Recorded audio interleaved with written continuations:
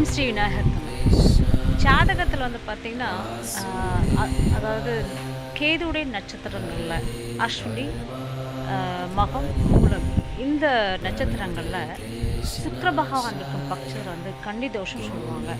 அதாவது சுமங்கலி தோஷம், கன்னி தோஷம் அப்படிங்கிறதுக்கு வந்து பார்த்திங்கன்னா சீக்கிரமாக வந்து திருமணம் நடக்காதுங்க. முக்கியமாக மகம் நட்சத்திரத்தில் வந்து சுக்கிர பகவான் இருந்தார்னா நிச்சயமாக ஒரு சுமங்கலி தோஷம், ஒரு பெண் தோஷம்னு சொல்லப்படுதுங்க.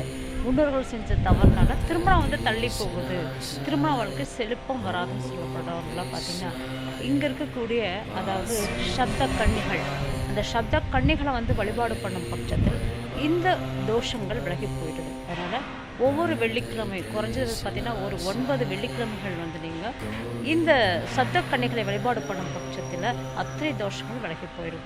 நிச்சயமாக வழிபாடு பண்ணுங்கள், உங்கள் தோஷங்களை நீங்கள் விளக்குவீங்க. ஓம் நம சிவாய.